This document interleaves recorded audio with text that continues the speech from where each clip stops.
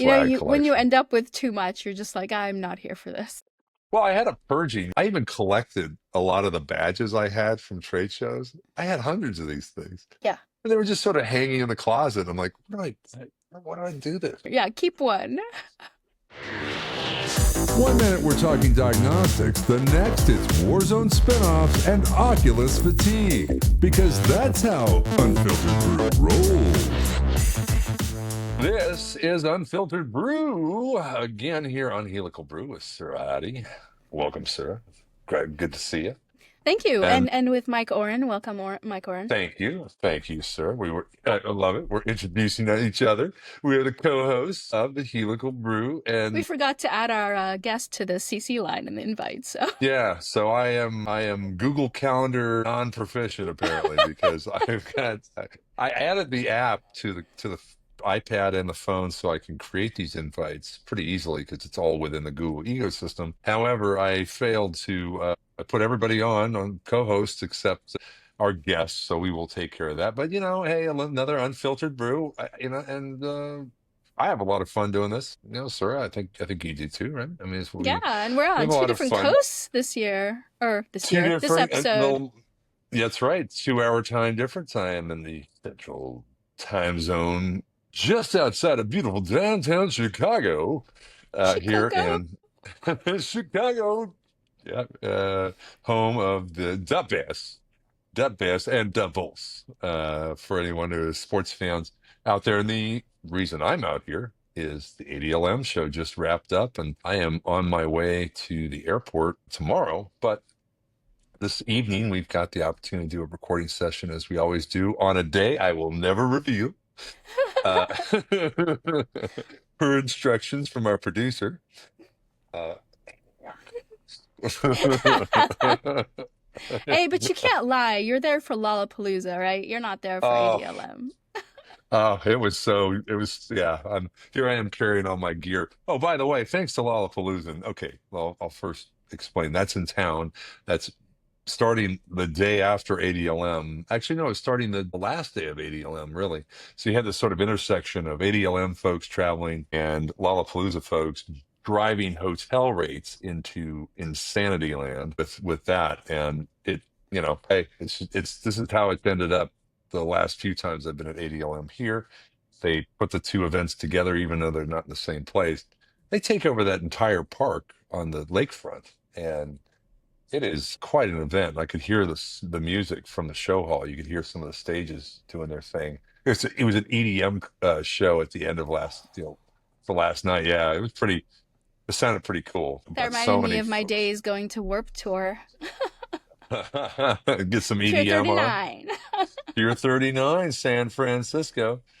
Yeah, and it's cool to have the water in the background too, as they've got here. That makes for a even more interesting sight. But yeah, so ADLM's just wrapping up, and Lollapalooza's on. Couldn't find tickets if I tried. I think there are. I mean, you can always try, but reasonably priced tickets probably not. And I need to get going anyway. That's all right. Maybe one of these years I'll stick around for that. But yeah, Chicagoland is it cooled down, humidity dropped, all those great things after we got out of that convention center. So I can't complain. It's been a pretty good week here. Have you had Although the typical deep dish pizza and we tried, but we went in too late. The other folks in my crew came in, did it immediately upon arrival before any of this concert stuff started. But we looked last night, it was an hour and a half wait. And of course, it takes an hour to get your pizza. Once you order it, it's an hour. mm, So you know, clearly the folks visiting Chicago had that on their mind too. Next time, I've had it before. It's pizza lasagna, pizza lasagna? potential indigestion, but you know all these things ahead of time. However, you do it anyway. It's it's kind of like spicy food. You're like, I shouldn't have another dip of that really hot sauce in the chip, but some about endorphins, or I don't know what it is, does something to your brain. You're like, no, you must have another. At spicy wings last night. Yeah. Good chicken wings. I can power through the spice. So in my family, spice is not a big thing. It's like a mostly Midwestern upbringing, and Mm. the food isn't generally that spicy. but I think living in Texas long enough, I got used to it. So yeah, Well, the night is young. You can still go try to get some deep dish pizza. Oh yeah, actually I can do it now because Yeah. out here by the airport, this hotel I'm at, I've never stayed at one of these before, but it happened to be one of the more reasonable hotels. And I think it's just because people passed over, they're like, "What is that?" That's Show the background. You've got a nice the room. Yeah. yeah, it's a kind of a boutique sort of place out by a shopping mall and a bunch of restaurants in the parking lot out here, not very far from Chicago O'Hare Airport, and it's just got it's more of a spa kind of place, but I think it's kind of dead. So maybe they just, but with all the things going on, every Hampton Inns were out of this world, way more than this. And this is way nicer than a Hampton Inn. I mean, let's check this out, right? I mean, how many places have an Illy Ooh, coffee maker like straight not out of many Italy that right I've here? seen. That's awesome. Yeah. Yeah. So, I mean, I that's, mean, not that I try to have hotel coffee, but sometimes you just need that kick of caffeine, you know? I mean, it's pure reliance on caffeine in the morning that I'll use one of those Keurigs in a hotel room. That's not great coffee, in my Mm. opinion. How do you make your coffee in the morning? I use an espresso. Yeah, same here. Okay. Is it the old school little pod Nespresso or the big ones? The old school, like Old school. OG Yeah. pods. OG pods, yeah. Yeah, because I think the patent wore off on those. So the Oh, price per pod is you can get pods from a wide range of companies. I think there's still some licensing restrictions on the new ones. Like mm. the patent hasn't run out on that. Yeah, I usually get them from Amazon. Yeah. My brother gets like bags of these things and they're cheap. He Hmm. uses an OG. The Virtuo, on the other hand, I that's just feel like the borderline. taste is better on the OGs. Because we Yeah, had the Virtuoso, I don't know how you say it's it. just Virtuo. Yeah. Oh, okay. They had it at like my last company at Resilience, and it just didn't taste as good as the one I have at home. If you guys have Virtuo in your break room, that's like I'm sure they got some bulk discount, but I mean, Well, we had the Virtuo in the front kitchen, and then there was like a side like bar area, and they had the original Nespresso capsules. okay, okay. Well, that's yeah, and then there's like the commercial Nespresso capsules as well, which Mm. are these kind of flat pods. They don't have any solid aluminum; it's just a foil, and Oh, those they only sell to companies because they actually produce less waste. aluminum waste, yeah, per cup. It's some weird licensing thing, but I give it to the Swiss invention of Nespresso. I mean, talk about a razor handle, razor blade kind of thing. It's like, yeah, here's your machine. Make all the coffee you want. It's Yeah, so I love tasty and Nespresso. Yeah. yeah, just But we must have. digress. How was ADLM? Any cool things that you Yeah, it was saw? cool. Had a lot of rain when we came in here, and that always kind of sets the stage because Chicago, you can get a lot of rain. It's kind of setting up the show and all the crates and all that stuff. Fortunately, it was mostly in the covered area, so nobody had to worry about equipment. But getting from the airport to the hall was interesting. We, setup was relatively smooth. We got out of there. And the following day, the show was absolutely packed on Tuesday. It was really, really engaging. I didn't get the number. I heard some numbers, but I won't quote them because I don't think they were official. But it sounded like they did pretty well this year for ADLM. For those that don't know, ADLM used to be another event. In fact, the organization renamed itself, and I don't know the exact history as to why, but it used to be called AACC, the American Association of Clinical Chemistry. And some might remember, this was the last hurrah.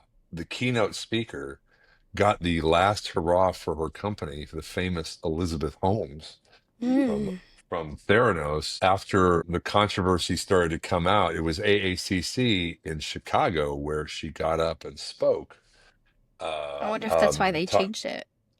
talking about maybe that forever association. That's a good point. I never thought about Because that. I didn't even understand what ADLM is for the longest time because I was looking for the previous acronym. So then I finally Yes. put two and two together and I was like, oh, it's this now. But they renamed it, right? I'm sure there were various reasons for it, but the idea of the conference, I don't think it's changed that much. They have the meetings, they have the um, theater events and things like that. And then, of course, there's this big, massive expo, much bigger than SLAS. I want to say 4X, 5X maybe. Yeah, 4X, probably more reasonable. I mean, it's one section of McCormick Place. And McCormick Place can house much, much larger shows. This is where they have the plastic injection molding show, the machine tools show, 3D printing, all those things. McCormick is a massive undertaking. But the ADLM was really great on the first day, and the second day and third day, of course, it kind of tapers off. But a lot of great discussions on the floor, and I think if you haven't been to one of these, you see like another side of Roche that you might have never seen, or Siemens, or Beckman Coulter, even, right? They're part of Danaher. They're all on the front. Abbott Healthcare, Becton Dickinson. They have these massive booths, and every major piece of equipment they sell in the booth, which takes up, seems like a half of a football field when you're walking by it. And then we have a lot of companies that are quite familiar, Hamilton, TCAN, right? But they're going, of course, it's a different market, right? Pipetting in this industry is more, maybe more OEM than it is as end user, what we see in our space. But everybody there coming to shop, all the labs, we saw a lot of folks from the different labs, hospitals, systems, the Center for Disease Control, you name it, all on the floor shopping for equipment, looking, networking and seeing what's new. So it was a lot of fun. Yeah, highly recommend it if the future event. It'll be a little easier next year because it's going to be in Anaheim. Ooh, yes. Make a Disney trip out of it or something, or whoever. Yeah, because you could just drive up. Yeah, for that, you can just drive up to. Anything I can drive up and drive back down and be at home, I'm happy to do that. But usually those events you can't do that. Even if it's in Anaheim, it's better to one night or local. something like it's like it makes it a little easier, and then you can not have to rush out and hit the traffic, which of course that section of 5 surprisingly has a fair amount of traffic. Yeah. Going from there.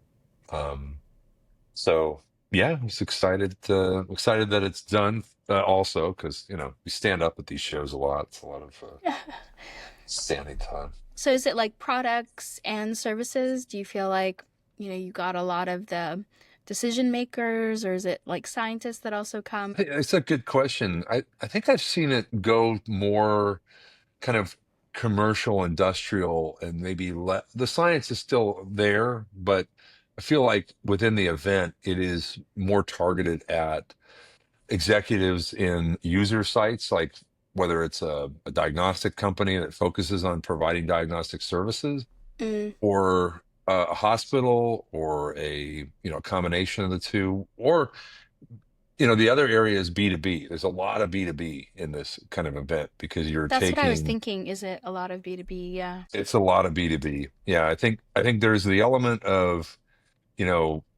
facilities can take on new equipment. They can look at the latest gear, see if they want to upgrade or change. If they're shopping for equipment, this is a great place to see it, whether it's large scale or small scale. But also on the assay side, some of these companies specialize in, let's say women's health, digestive health, all these categories, these verticals, and they'll show their latest offering of assays that you can offer within your site if you use their instrument, their device. So there's a lot of that, but also the B2B side. I mean, core technologies like dispensing technologies, microfluidics, robotics, handling technologies, and contract design companies. So anyone looking to design a new piece of equipment that needs contract design and manufacturing services, which is very common these days, right? I mean, a startup company that's going to output their ultimate output is going to be a piece of hardware. And they need to concentrate on the science within the hardware. They need to concentrate on marketing it. Often they don't create with startup funding, having enough resources to actually pull together a design and manufacturing team on top of that. I think the industry is taking a different approach to that and has for many years. And that's why a lot of these contract design houses are on the show floor too. And they can see their existing customers, but also, look at new opportunities. It's a great place to see what's possible. Yeah, we saw several contract design. I definitely see like companies try not to do it all nowadays, right? It used to be like everything is in-house, but there's only so much you can do in this economy on your own. So, like things like contract services or staff augmentation, it really helps you like drive forward to like your goals in mind and get there faster. Not everybody needs to be like a boutique design firm inside a biotech or a diagnostic space. Yeah, especially when you're starting out. It's one thing to become, very self-sufficient long term, let's say over Hmm. time, but these are really complex systems, right out of the gate. Let's say I visited a company in the Bay Area a while back. I mean, we're talking about a box that's, quite large on the benchtop. That's their first go-to-market product, and it has a lot going on inside of it. And you think of, wow, I mean, all the work involved in that, and you can only concentrate on so much these days. You also have other factors in this industry that we don't see, I think, in research as well. Regulatory, right? Now Mm-hmm. you actually have to build a certain number of machines, run them, prove them out. This is before you've sold anything. So, you have to you can't like say, hey, user, hop on, just hop on this train and, work with us on product development, which I know a lot of products within our SLAS space actually came to market exactly that way. A power user got on board, maybe a couple of power users, and they worked on it and they were making some money along the way. But here you can't halfway execute on a clinical device, and get paid for it, right? So that's another factor. The other side of it, though, is very lucrative. The industry in the represented on that show floor is very lucrative in that you have this machine that can now run this assay and its consumables, reagents, you name it, all of which have a cost associated with them, a recurring revenue cost. So the business model is. And once I understood that about this industry, it became very clear that what do they call those industries? A money printing press industry, something like that. Well, right. I mean, you create a product that is in that sense, a bit of a money printer because as Yeah, you long as kind of it's feel that way when you're looking like at opportunities, right? There's like the sure, biotech that, has a certain limit with what the compensation packages look like, and then there's like pharma and you just see it like blow up a lot more there. sure. Yeah, well, it's profit driven, right? I mean, it has a deterministic profit model in this industry in diagnostics versus in the research space. Well, profit is not even on the table. It's how much money does it consume? How much do you burn Yeah, doing exactly. research? I don't I mean, Because it's well, we've research and talked to development. Like it's sometimes it research doesn't and pan development, out. Yeah. which this AI series we've been doing has been the most fascinating piece of, well, to me, the most fascinating piece of that is where money is being saved in Mm, research as a direct result of using these AI tools. 100%. Yeah. That's like from what I can think of, the best you can ask for in research is like, no, just turn the gas down. You can't turn the gas off, or let alone create gas, and make things out of it. It's just a consumption rate thing. Well, just narrowing the space so that you can focus on the actual product that's going to be successful is important, right? Just knowing Yeah, that, right? Like mutation, there's just so many factors, and anything that can help clear the field a little bit is helpful. for sure. For sure. Well, that's exciting. Did you get any cool swag while you were there?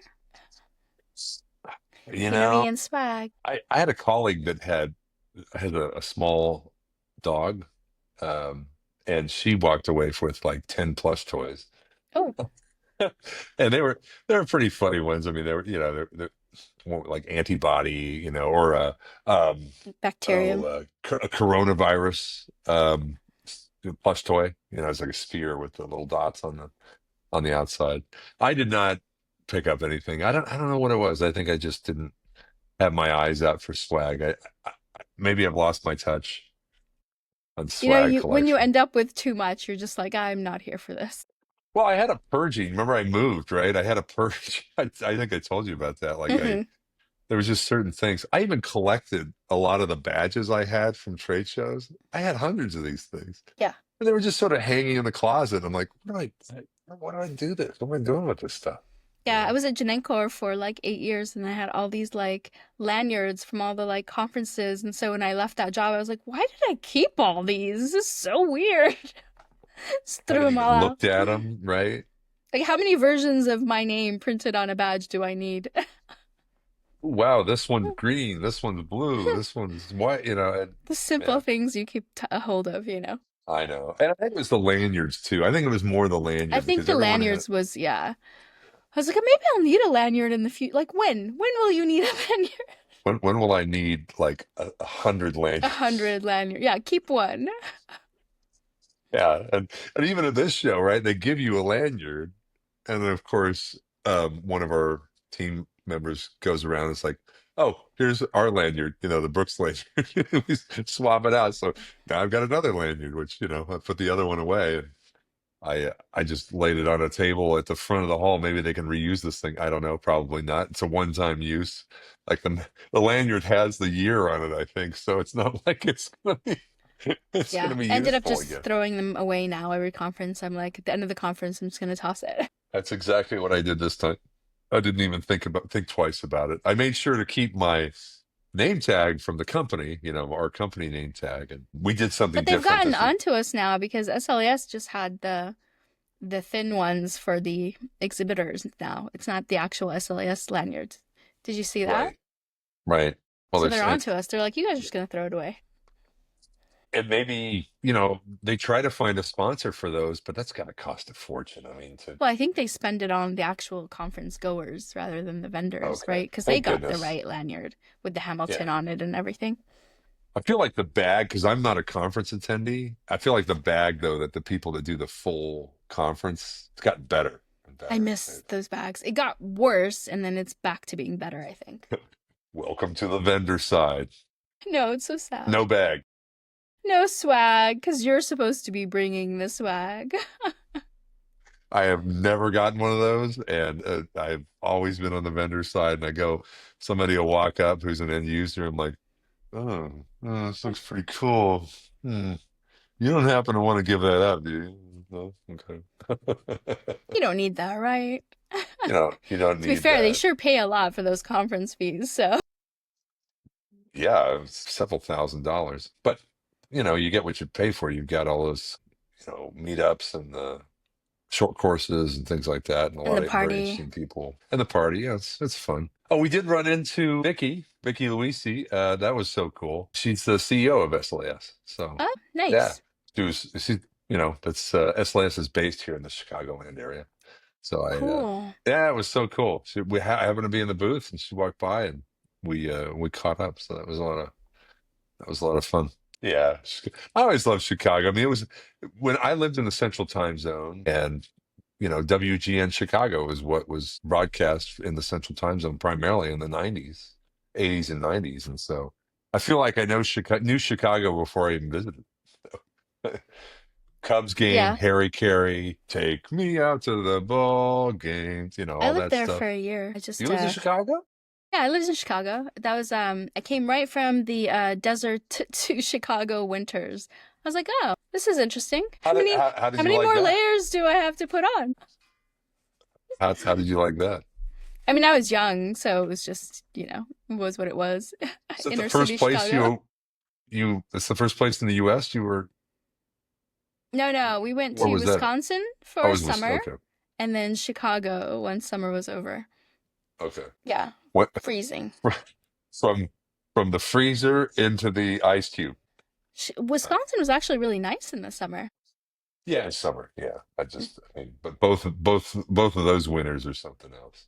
Yeah, definitely Yeah, Chicago's different. proximity to the water, it's just it has so much. It's not quite the ocean, but a lot. Anytime you're next to a big body of water, you can expect strange things, winds and lake effect snow. It's kind of lake effect rain too, right? It amplifies the rain Yeah. around here because you got a nice water source for it to evaporate with the sun. And But then the summer hits and you feel like you need to peel your skin off. It gets so hot. So the contrast is quite.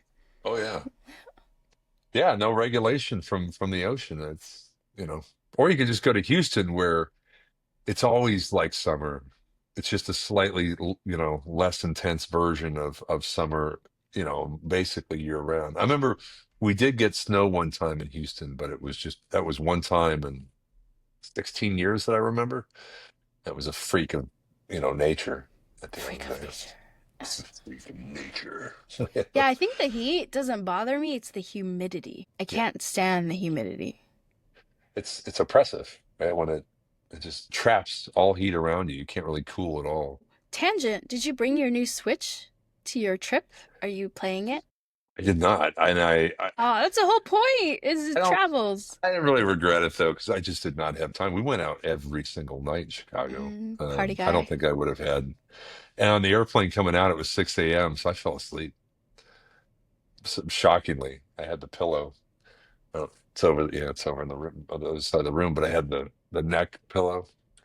Do you The use neck those things pillow when you that fly? Ian recommended, or like the regular No, I didn't travel have that. pillow? Yeah, when these don't last very long, so I'll just get what he has next time. Try that out. But Yeah, that one looked cool.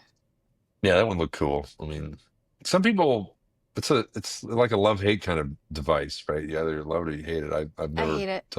yeah, okay, I was going to ask, like, what's But that's probably because like I can never find one that travels well. That's why I want to try Ian's, right? And yeah. then I don't actually like I'm not it's impossible for me to fall asleep on flights, even like super long flights. I just can't fall asleep. So I ended up just sitting up with this pillow on my neck wondering like why is it around my neck? Am I not falling asleep? I need to take like an Ambien or something. Yeah, right. What's that old school sleep medication? Kind of the blue oval, clear liquid gel.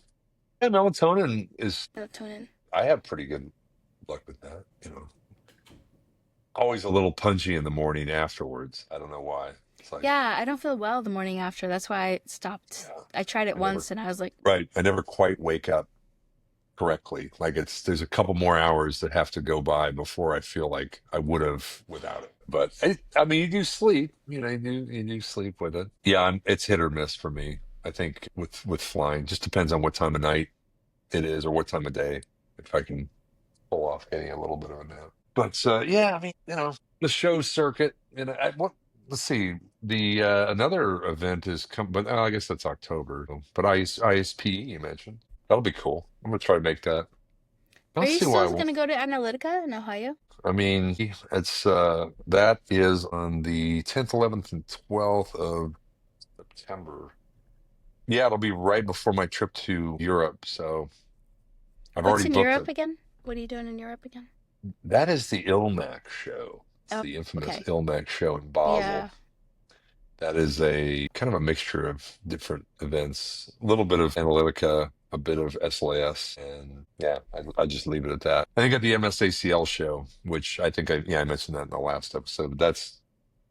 One thing that is coming up is in October, and this is the beginning of October, is the NICLAS Forum.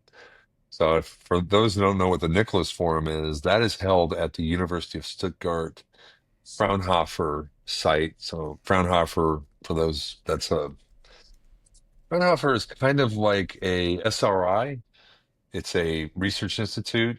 There are various technologies that have been spun out of it and turned into companies. One good example of an SRI technology is the Da Vinci robot used for surgery, Oh, right? It was sort of incubate in a research institution. And then, I mean, universities have the same kind of thing, right? Stanford has a program to get technologies that originate from the campus and get them out. I think UCSD too, right? There's several like companies in the like biotech space that have had UCSD somewhere in their history.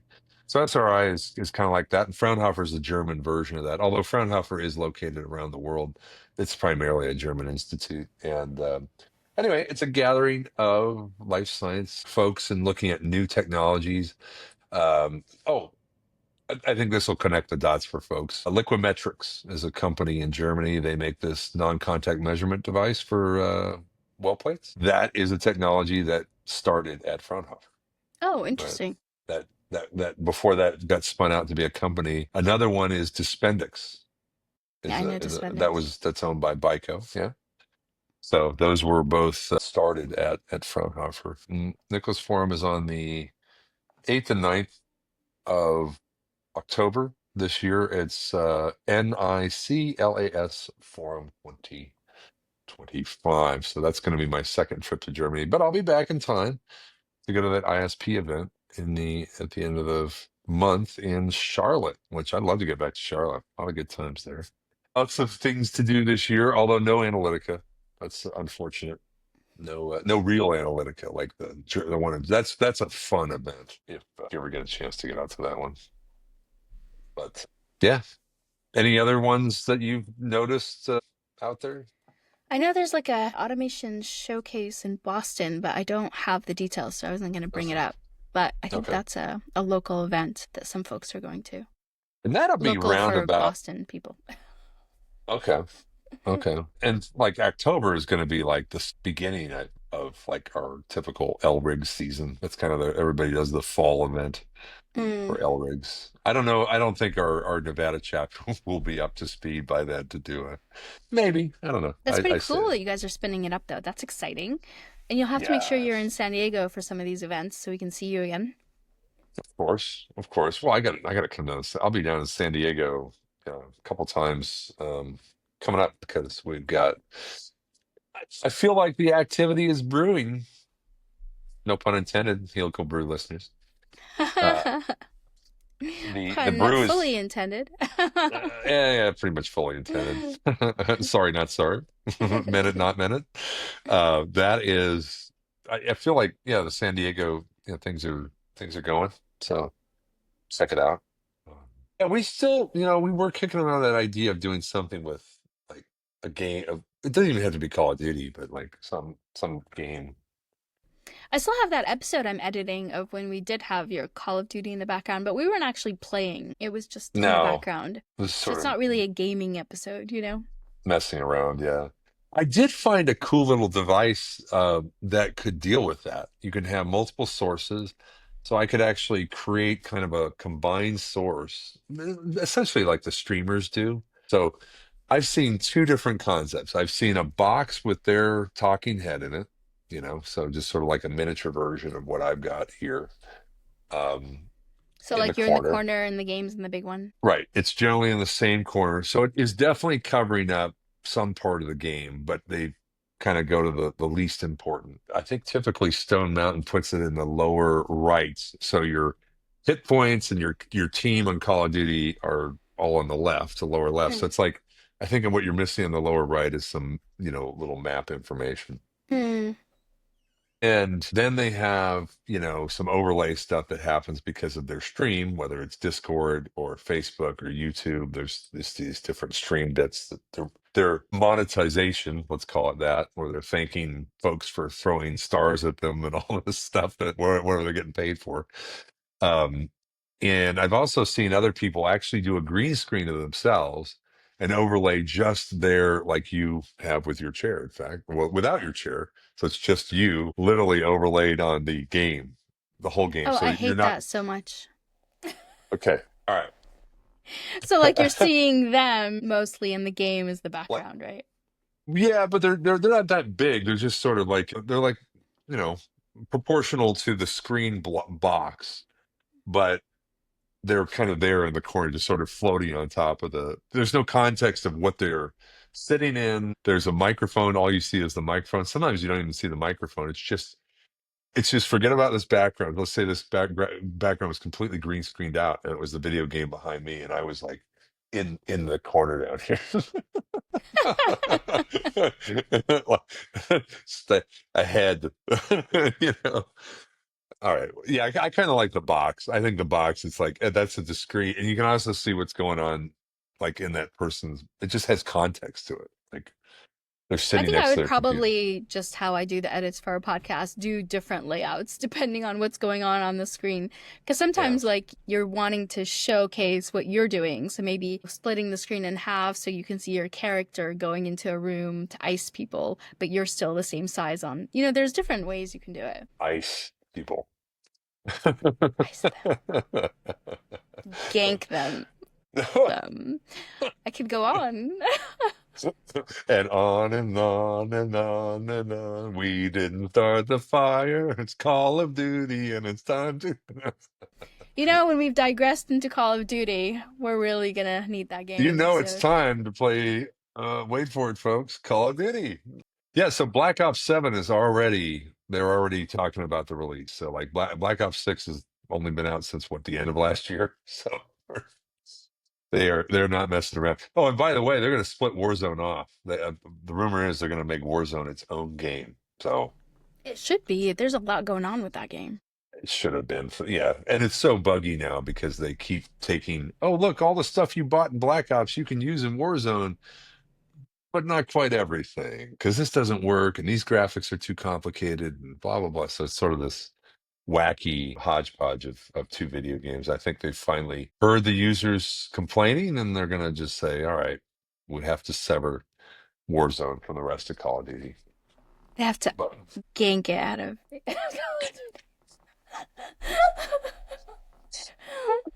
that You know, oh, that is so funny. That's one I haven't heard in a long time. That's like 90s coming at you. that is very 90s. You can trust me to bring up lingo from the past. Oh, that's a good one. Yeah, there's all kinds of lingo within the Call of Duty for the different things. My favorite when I first started playing it, and I haven't been that player for that long, is get a loadie. You're gonna get a loadie, load out. Oh, I didn't know that. Well, like you can in the game you can get a buy, essentially a parachute drop of the stuff that you configured for the game, but they don't give you that for free. You have to kind of work with like random stuff you pick up first, and then you can earn your way to getting that if you can survive that long in the game. Yeah, and Battlefield is quickly coming online too. There's a new Battlefield that a lot of folks are switching over. So I think Call of Duty is going to see a little bit of an exodus from what's going on. And pretty much the Switch, you've got the Mario Kart, but not much else going on right now. It's still too new. I like the dance games. Oh, like Dance Dance Revolution? But honestly, like, I feel like I do a lot. There's just so many things now because you have the Switch, the PS, and then you've got like the Oculus if people still have it. There's just too many things to do. I think I got still overwhelmed. use your Oculus? Not recently, no. The last time I used it, I was thinking of it because we talked about dance and they've got that one where the beats come at you and you like slice them, which is very similar to, dancing. But I just don't think I can like zone out from the world that, like the Oculus is like all encompassing, right? I like to be in reality while not being in reality. Yeah. Have you tried an Apple Vision Pro yet? Not yet, no. Oh, okay. You can go I to was waiting. I mean, you can go to the San Diego, whatever, that Apple store in the...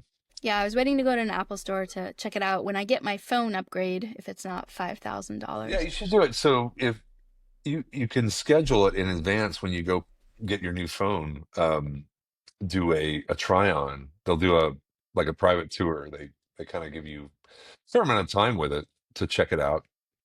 They give you guidance on how to do it. And because it has cameras on the front, you can actually see the person, the instructor, in this sort of virtual environment. It does such an amazing job of.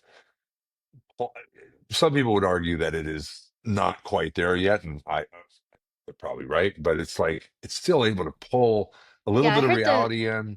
That's what I heard from the reviews. I don't like to try the newest thing just to try it. Like, I want it to be in a certain level, That's why I never got the Google glasses when they came out. It's like, I don't know about this. Those were pretty lame. Yeah, not enough processing power, the screen technology or the display technology. Especially at that price point. Like, if I'm going to spend a hefty amount on something, I better not be the beta tester, Yeah. I have tried the Meta glasses. Have you seen the Meta Ray-Bans? I've heard them, yeah. Yeah, they're pretty cool. Like you can, it's got, without having to put anything in your ears, it's got very directional sound it's like shooting out of the back of where the glasses go over your ears. And it's kind of wild. Like you have good spatial awareness, yet the audio sounds like very rich where you're at. And it also integrates pretty well with your phone in terms of it, telling you what's going on, as opposed to having these things in your ear, which, I mean, they work okay, but it's not like I think the Meta thing. And you can also, it's got that you can have a video call like immersive thing. So if you want to show somebody what you're doing, you can. Oh, cool. You can have that because it's got. I'm trying to escape the Meta universe. So anything that has to do with Meta and Facebook and. No, okay. Forget what I said. Man. Just your yeah, right. Anything meta, which is a lot of things these days. It's a pretty long Yeah. list. It's like, I've got the Appleverse. I'll stay here. I mean, if you want to use an alternative to WhatsApp because they got that too, then we can do that. I don't know. I don't like WhatsApp's that intrusive though. It's not like it's Yeah, the thing is, like, what it's is it? not like a political statement. It's just like the way that they're cued into everything. I think the social connection kind of turned me off. I've said this before, how you need a Facebook account to log into some Meta accounts when it first Oh came yeah, out, and that just turned me off because I was in the process of. I mean, as of 2020, I don't have any social accounts except LinkedIn, and yeah. I don't want to have any connections there. So it kind of turned me off of Meta and everything Meta. But WhatsApp, I mean, That's my mom uses it to that's talk to me cool. when she's traveling, Yeah, so it's not like I'm not going to use that. it's just a chat app. I don't know. I don't even And see the. I it's, mean, the meta everything's part of it. You know. everything's not shared, which is my problem with things like Facebook. Like I don't want my private details to be owned by whatever Zuckerberg is doing. I know that's an overreach and oversimplification of the matter, but at least Right. WhatsApp, like, it's I just don't want to encrypted. be involved in that. It's like Yeah. it's the same for me in like Welcome to my rant Google. about Meta. I think Google's in the same boat. They just don't. Yeah, They and don't I have pulled a. out of that. Remember when they tried to do the Google social thing? Like you had a Google profile. Oh, yeah. It was What was Google. it called? Google One? Was that one? I don't know. No. They were like Um, automatically syncing everything in your data, and I was like, dude, oh why are yeah, you your putting my stuff in your pictures on feed would your? show up from different sources within Google. Mhm. Uh, Activity you did on YouTube would show up in this Google Spaces. No, not Google Spaces. Anyway, it It wasn't had a Google. It wasn't Google One. Google Plus. I don't know. Google Plus. It was Is it Google Google Plus. Plus? Okay. Yeah, yeah. Google Plus was lame. Google Yeah. Plus was like, you know, I just don't like being forced into a social relationship with these things. yeah. But remember MySpace? I mean, Google Plus went the way of MySpace, it seems like. Yeah, I mean, MySpace was the newest thing. Like, there was nothing like it, and you could Yeah. like do music and you can hack it to change your background. Like, I hacked MySpace all the time. Like, you could put in code and it was pretty cool. And then Facebook usurped it and it went the way of the Yeah, future. you kind of had a lot of control over your MySpace page, the design, the layout, and everything. It wasn't. Yeah. That's the thing with Facebook's is it's really lame. Is like you have two things you can change in your Facebook profile. I mean, other than the written stuff, but I mean, the background picture and your profile picture. That's it. That's Yeah. that's It doesn't take okay. code or anything. Yeah. That's- I mean, I don't have a Facebook, so I yeah, you don't don't know care. if You're it like you're changed. But out. I know I every admire your update it discipline. did, it like reset your notifications and permissions. So every update you had to go back in and say, no, I don't want everyone to see Right, my information. That was like so right. late. That was an excuse to bring you back into the open. I admire your discipline for just quitting it altogether. You just I'm about mic to quit dropped. LinkedIn. I mean, I don't know how useful LinkedIn is anymore. But I do like posting the jobs that people post again so people can see them since so many of my friends are looking. I've heard it's not very good for searching for a job. Mm. I just from the because What I mean is it's good? We should really have Ian and his team back calling the on to tell company us directly or what's going using the guy on. calling the company directly or working with somebody like Ian, I think, basically. Yeah. Because there's only so many companies you know about. Startups are popping up, here and there. You never know what they need. Yeah, and I think the recruiters now it's easier for them to stay on the inside track on things when they have a good network, but also if they're just experienced, they know what to look for. And again, recruiters are popular with high-end engineering houses or biotech. I mean, you don't want to necessarily throw that job into the ether of LinkedIn and expect to get results because what I've heard with LinkedIn, very often you'll get, a job that is for a scientist or something like that will have 20 applications for somebody, that has restaurant experience from somebody who has restaurant experience. So, I mean, somebody's not, it's just noise, right? And noise is never good for a platform like that. If you're on the receiving side, let's say you want to recruit somebody and this is all you're getting, it just makes a recruiter all the more valuable. I'm trying to optimize what I've got in terms of like, you know, applications I use on a day-to-day basis. Just focus on, LinkedIn or as a business tool, and then some of the new AI search tools that are out there for lead generation and things like that. So kind of switch gears to that. So many things to use. Yeah, you gotta tell me more about the stuff you use on lead generation. Now that I'm on the dark side. That's right. Well, with that, we can wrap up. I think Chicago, should we wrap up? I think you just want to go crash Lollapalooza. I am too far from it now. I'm in the suburbs.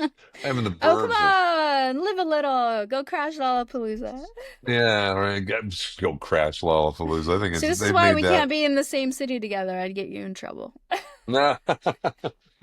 What's up? Hey, speaking of like big events and parties, when is Comic-Con? Next year, you mean? Yeah, Why, I are you guess, trying to go yes. next year?